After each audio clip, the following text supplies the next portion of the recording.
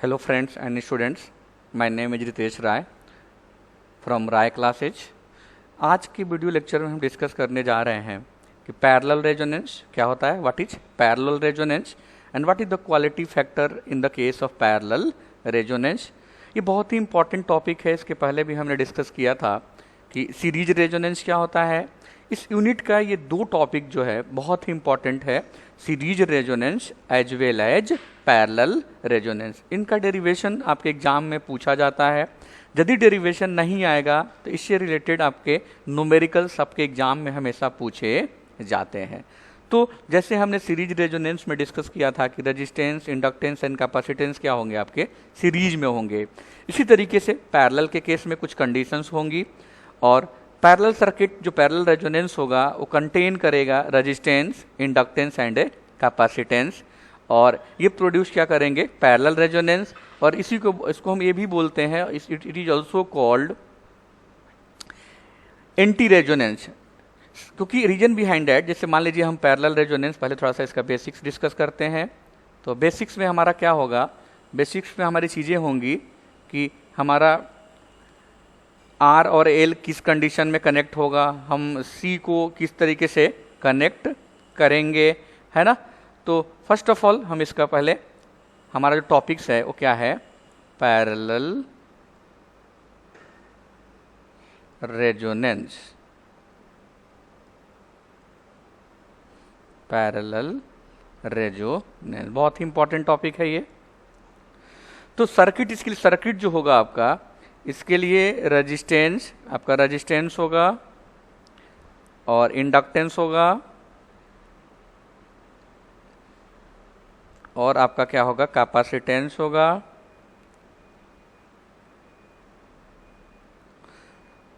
और यहां पे हम लोग क्या कर देंगे, सप्लाई दे देंगे। ओके, ये रेजिस्टेंस हो गया, ये इंडक्टेंस हो गया, ये कैपेसिटेंस हो गया और यहाँ पे हमने सप्लाई दे दिया, एसी सप्लाई। तो ये क्या हो गया, V equal to V naught sine omega t, और ये करंट क्या हो गया आपका, I हो गया। अब हम यहाँ पे देखेंगे कि करंट के दो रास्ते हैं, टू पाथ है, तो डिवाइड हो जाएगी करंट। ये मान लेते हैं I1 और ये हम एज्यूम कर लेते हैं I2।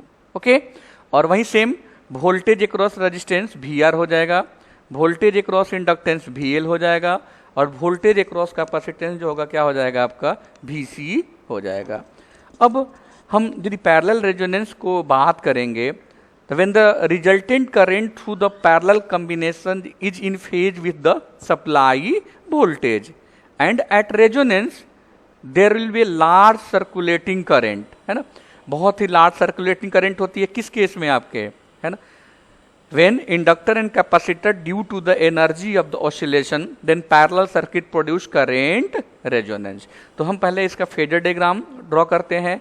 तो ये जो सर्किट है यहाँ पे करंट हमारी क्या हो रही है, डिवाइड हो रही है। और जब भी करंट डिवाइड होती है इट मीन्स गिवन सर्किट हमारा क्या होगा, पैरेलल में होगा। और हमने पहले डिस्कस कर चुके हैं हम लोग कि जब भी सर्किट पैरेलल में होगा तो वोल्टेज क्या होता है आपका, सेम होता है। और जब भी हम फेजर डायग्राम ड्रॉ करते हैं, whenever we draw the phasor diagram, हम उस क्वांटिटी को रिफरेंस लेते हैं जो सर्किट में क्या होता है, कॉमन होता है। तो वोल्टेज को एज ए रिफरेंस ले लिया हमने। अब देखते हैं यहाँ पे दो करंट है, I1 एंड I2। तो I2 जो करंट है वो प्योरली कैपेसिटिव के क्रॉस है और we know that purely capacitive के केस में करंट हमारी क्या करती है, लीड करती है, हाउ मच, π/2। अब I1 किसके क्रॉस है, R एंड L के क्रॉस है। तो अंडरस्टूड है, यदि R होता तो करंट रेजिस्टेंस प्योरली रेजिस्टिव के केस में वोल्टेज करंट क्या होते हैं आपके, सेम फेज में होते हैं। बट L है तो L का इफेक्ट ज़्यादा रहेगा।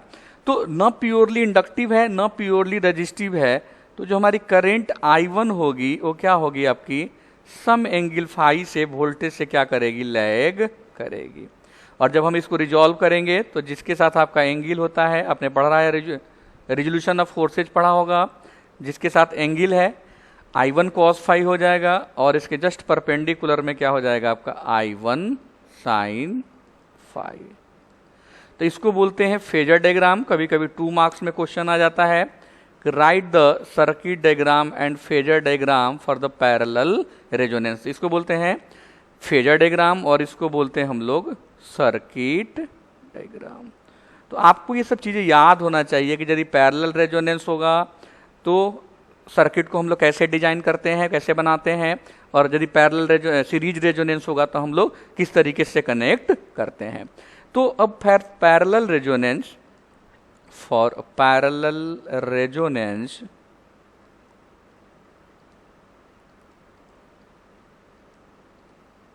होता क्या है?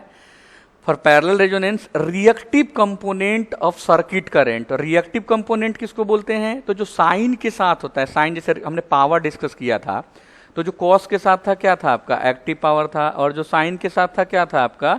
रिएक्टिव पावर था। तो जो रिएक्टिव कंपोनेंट, एक चीज और है, वोल्टेज के पैरेलल में जो होता है उसको एक्टिव बोल देते हैं, और वोल्टेज के परपेंडिकुलर में होगा और रिएक्टिव बोलते हैं। तो ये जो कंपोनेंट है हमारे, ये इसको क्या बोलेंगे? Reactive component of current. तो पैरेलल रेजोनेंस के केस में reactive component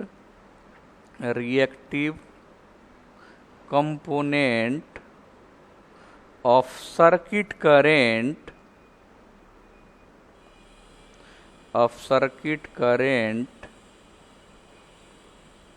will be zero. क्या होगा आपका?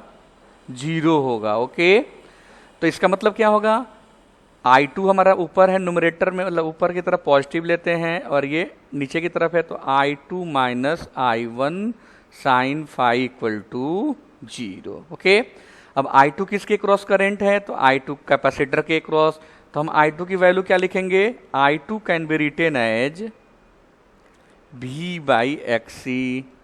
और I1 को क्या लिखेंगे? I1 RL के क्रॉस है, तो V बाई जेड, और जेड की वैल्यू यहाँ पे क्या हो जाएगी? Under root R square plus XL. हमने डिस्कस किया है कि RL के केस में जेड की वैल्यू क्या होती है। अच्छा, साइन फाई जो होता है आपका एक्सएल बाई जेड होता है, तो एक्सएल, और जेड की वैल्यू क्या है आपका? Under root R square plus XL square.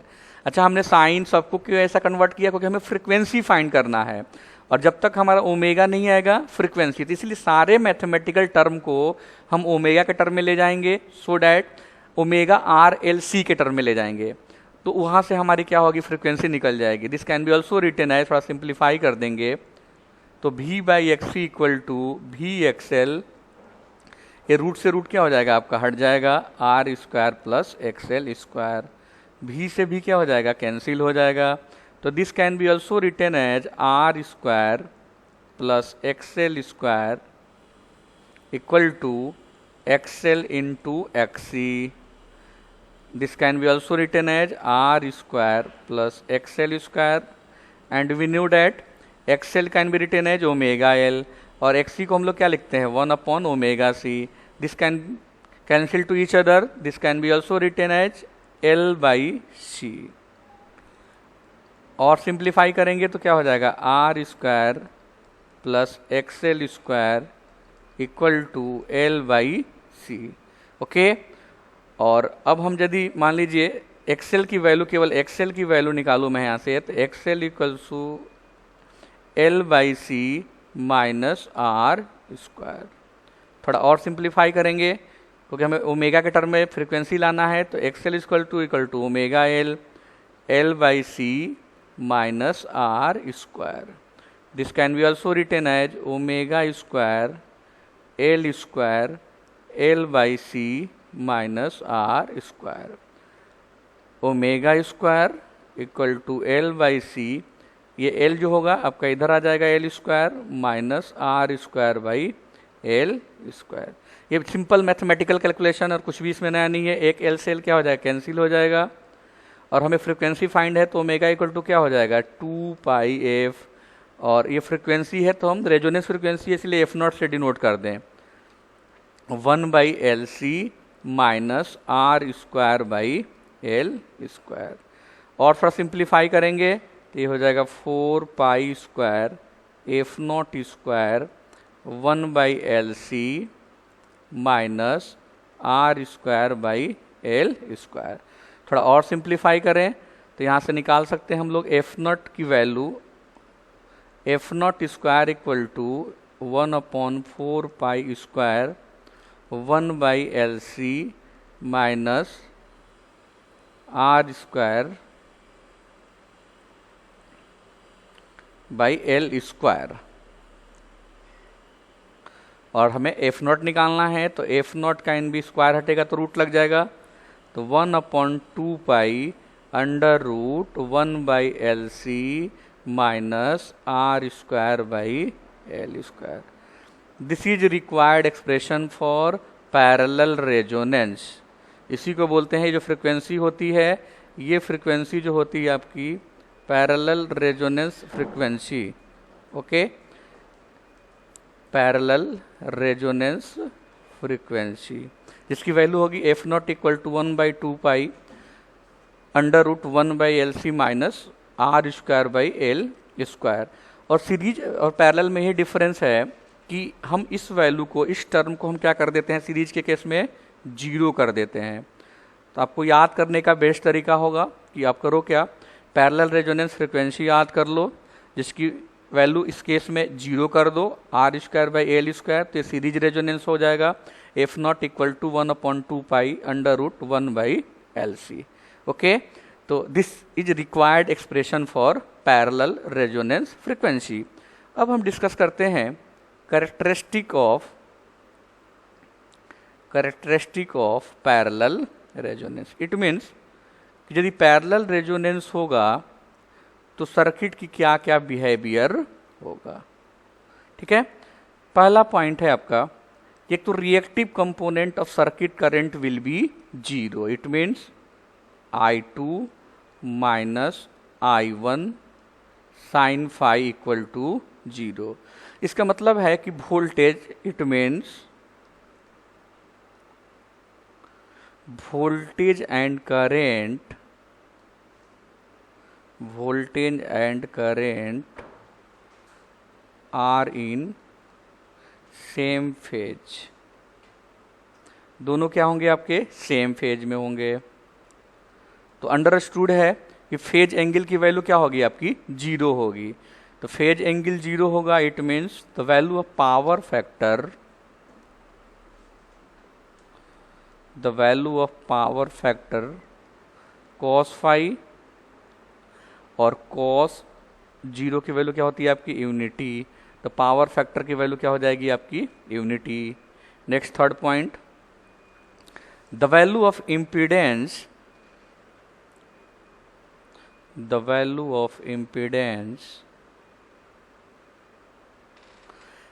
इसको हम पैरेलल रेजोनेंस के केस में ZD से डिनोट करते हैं, इसको डायनेमिक इम्पीडेंस बोलते हैं, और इसकी वैल्यू होती है L/RC। ये याद रखने वाला बहुत इंपॉर्टेंट, ये पूछा जाता है कि what is the value of parallel impedance.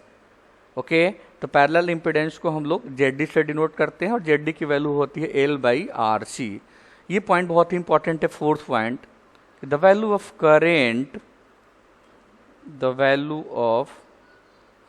Current, will be minimum। Parallel resonance के केस में करंट क्या होती है, मिनिमम होती है। It therefore it is also known as ejector circuit. हम क्या बोलते हैं इसको, रिजेक्टर सर्किट। क्यों मिनिमम होती है, we know that I equal to V/Z, और V इक्वल टू V होगा, और ZD की वैल्यू क्या है आपकी, L/RC। तो जानते हैं किसी भी क्वांटिटी को यदि डिनोमिनेटर ज़्यादा होगा, या डिनोमिनेटर ज़्यादा होगा तो उसका रेशियो क्या होगा आपका, मिनिमम होगा। तो पैरेलल रेजोनेंस के केस में जो हमारा इम्पीडेंस है वो L/RC, इसकी वैल्यू क्या है, ज़्यादा है, डेट्स वाई जो रेशियो होगा क्या होगा आपका, मिनिमम होगा। इसीलिए करंट की वैल्यू क्या होती है, मिनिमम होती है, इसीलिए इसको हम लोग क्या बोलते हैं, रिजेक्टर सर्किट बोलते हैं। Next point, the value of quality factor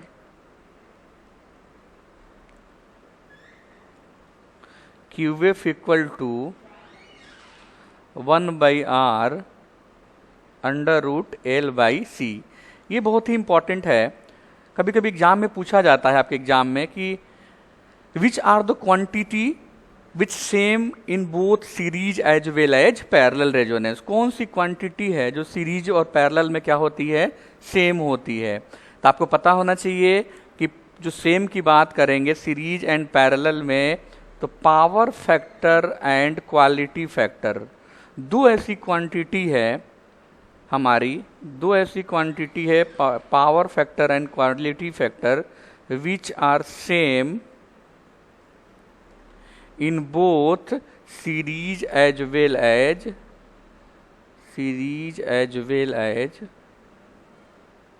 parallel resonance,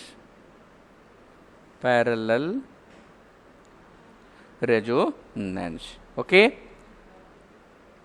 Next, the value of frequency, the value of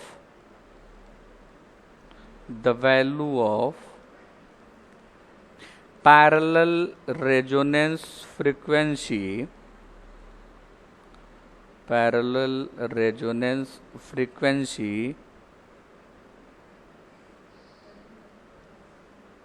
how much, F not से मान लीजिए डिनोट करते हैं तो 1/2 under root 1/LC minus R²/L²। Okay, तो ये भी बहुत ही इंपॉर्टेंट एक्सप्रेशन है, बहुत ही इंपॉर्टेंट फार्मूला है, जिससे न्यूमेरिकल्स हमारे एग्जाम में बहुत ज़्यादा पूछे जाते हैं। नेक्स्ट हेडिंग है आपका current at parallel resonance, current at parallel resonance, कि यदि पैरेलल रेजोनेंस होता है तो करेंट की वैल्यू कितनी होगी। तो अभी हम फेजर से देखते हैं, फेजर में हम देखेंगे कि आपकी वोल्टेज होता है, I2 प्योरली कैपेसिटिव होता है तो लीड करता है, और I1 जो है हमारा क्या होगा, सम एंगल फाई से वोल्टेज से लैग करेगा, और इसको रिजॉल्व करेंगे तो ये क्या हो जाएगा I1 cos फाई, और ये क्या हो जाएगा आपका I1 sin फाई। तो अभी हमने डिस्कस किया कि पैरेलल रेजोनेंस के केस में रिएक्टिव कंपोनेंट जीरो होता है, मतलब ये वाला टर्म क्या हो जाएगा आपका जीरो हो जाएगा। तो क्या बचेगा हमारा, तो current at parallel resonance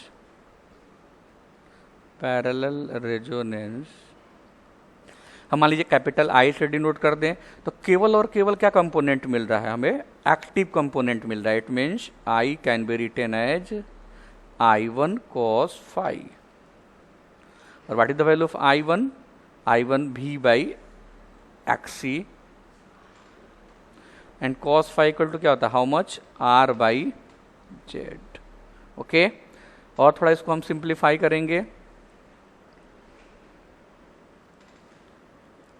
I1 voltage V और XC क्या हो गया आपका ओमेगा इंटू L, और cos फाई R/Z, और Z की वैल्यू क्या है आपका √R² प्लस XL²। और पूरे एक्सप्रेशन को सॉल्व करेंगे हम, तो this can be also written as I = V L/RC, और इसी एक्सप्रेशन को जो L/RC हम इसको बोलते हैं डायनामिक इम्पिडेंस ZD, और रिप्रेजेंट करते हैं ZD से, और इसकी वैल्यू मैक्सिमम होती है, दैट्स वाई द करेंट की वैल्यू क्या होती है आपकी मिनिमम होती है। इसीलिए हम इस सर्किट को रिजेक्टेड सर्किट बोलते हैं। इसीलिए जब भी हमें सिग्नल को रिजेक्ट करना होता है, जब भी हम सिग्नल ट्रांसमिट कर रहे हैं, यदि हम इसको रिजेक्ट करना होगा तो उसको हम लोग पैरेलल में कनेक्ट कर देंगे, और यदि हमें उसको सेलेक्ट करना होगा, ट्रांसमिट करना होगा, देन हम क्या करेंगे, उसको सीरीज रेजोनेंस सीरीज में कनेक्ट कर देंगे। Okay, thank you.